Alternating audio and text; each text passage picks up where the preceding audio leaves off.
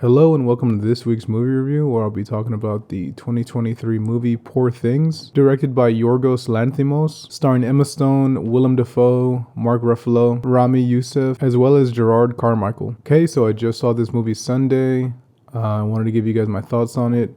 Crazy movie. I did not know anything going into it. All I knew was that it was going to be a weird movie, a strange one. I didn't watch any trailer. All I saw was the poster, and that kind of threw me off, and I was just like, what is this? But then I looked up the director, and I saw The Lobster that he directed. I know he did, as well as The Killing of a Sacred Deer. So I was kind of familiar, but not really. As far as the story or plot points, I knew nothing about that. So the movie centers on a pregnant woman who decides to take her own life. She is then found by Willem Dafoe's character, whose name is Godwin Baxter, God for short.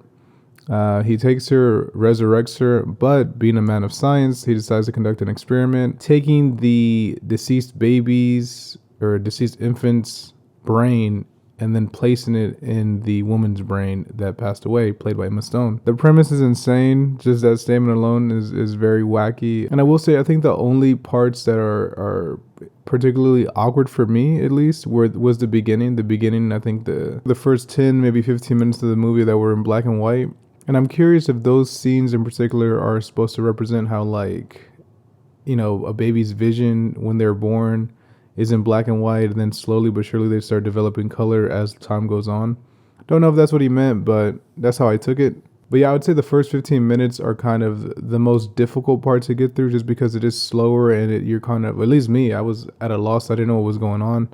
But once the plot kicks in and once Willem Dafoe's character kind of explains everything that's going on with Bella, who is the name of Emma Stone's character, I was all for it. I was ready for the ride. And what a ride it is. We basically get to see Bella, played by Emma Stone, kind of progress and mature as the movie goes on, going through different things, learning different situations, traveling the world a bit, and kind of gaining mental maturity as she goes on. Wanted to talk about some of the performances in the movie. Of course, we have Willem Dafoe who kind of plays the whole mad scientist behind the whole operation. His design in particular is really interesting. He has these scars. He's kind of like Jigsaw from The Punisher. He's kind of pieced together. His face is pieced together, and he knocks it out of the park as well. He has some of the best dialogue ever, because he is using this crazy vernacular, this crazy vocabulary to describe things, and eventually when the people that he's explaining this to still don't understand what he's trying to say, he just breaks out in like a rage and explains the stuff in layman terms, which I just found very hilarious. We also have Ramy, Youssef, who is playing his assistant in the movie. He is kind of tracking Bella's progression as she is learning and developing new mental skills, jotting everything down that he sees, to Bella's frustration as she's constantly saying, why are you, and her vocabulary as well. Emma Stone, I haven't got to her yet, but obviously, like, top tier performance from her. Her questions and her vocabulary in the beginning could be, I could see how other people would have trouble following what she is saying, because she's legit playing, you know, a person with like a baby's brain, you know what I mean? She's playing someone who's mentally not developed at all. And I was very in love with the world that Yorgos created with his direction. The set pieces are incredible. The wardrobe's incredible. The locations that he chose to film at were incredible. Everything that he chose to do fit the story well. You know what I'm saying? It was distracting enough to where you look at it and say, oh my God, that looks fantastic. But it didn't take away from the story. You know, I think at the end of the day, especially towards the latter half of the movie, because the movie is insane. Like I said, the movie is like, you know, off the rails for a little bit. But even while off the rails, there's still a story being told. There's still Bella's development that keeps happening consistently. One of the ways I usually grade movies, and particular movies that I hold like to high esteem, that I would say are in my top 5 of all time, or top 5 favorite movies of all time, movies like Eternal Sunshine of the Spotless Mind, Fight Club, very, very original movies, things that I've never seen before or after. And I think Yorgos absolutely knocked it out of the park with originality. I've never seen a movie like this. I saw recently, when I was looking up the stuff for the cast, that is based on a book. I'm not sure if the book is just like this story, or if he took certain elements from the book and kind of threw his own spin on it, but I'm really, really interested in looking that up. I do want to shout out Jerrod Carmichael, who I mentioned earlier is in the cast, who plays Harry Astley, who's someone Bella meets on a cruise ship as she escapes or runs away with Mark Ruffalo, who plays this shady lawyer who does a fantastic job. He's a full-on cartoon character, and I loved it.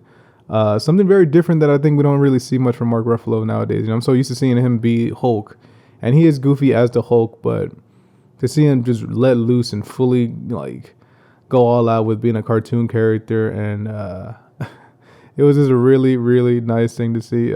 He's fantastic. Every time he showed up on the screen is a good time, and I always had a good laugh. But back to Jerrod, he actually plays a really interesting character where he is kind of telling Bella and showing Bella the bad side of the world, you know, while other people are kind of like buttering her up or explaining certain things to her in a very straightforward way. He kind of shows her the opposite. He is kind of showing her the dark side of humanity. I found all the scenes with him in particular really, really nice. Just because I feel like sometimes I could be that way, you know, and I feel like for the longest time, I don't know, I feel like most people in their life have that kind of jaded point, you know, that they get to, whether it be their late teens, early teens, or young adulthood, where we all have this kind of jaded, real kind of like looking at the world as like a real, I won't say pessimist view, but a very like negative way. And you're kind of seeing like once you get more mature and get exposed to like how things really are at certain parts of the world or certain aspects of society, that you could always kind of look down on it and be very, very negative towards it. Emma Stone, who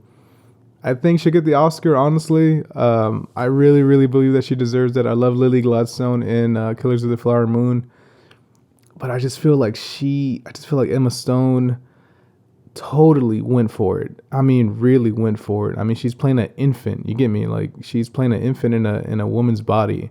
The complexity of that, and her being able to maintain that and have it grow, and just seeing her really have an arc. I mean, you really see this person have a full-on arc in a movie, which I think is one of the most important things a movie could have, is what was learned. What did our characters learn from this? You know what I'm saying? Not every movie needs to have that, obviously. But when you're talking about a person who has the brain of a baby, and by the end of it is, you know, a full-fledged adult, is incredible. I thought she did a fantastic job. I really believe that this movie is to what Forrest Gump is to Tom Hanks, what The Wolf of Wall Street is to DiCaprio, or even like a Brad Pitt in Fight Club, where they just went for it and were fully consumed by the role. I think she did a fantastic job. I can't say enough nice things about her. I would recommend this movie just to see her performance, honestly. I believe Yorgos should win Best Director as well, just for taking this kind of, it's almost like a Renaissance painting that you've seen at a museum that you've never seen before.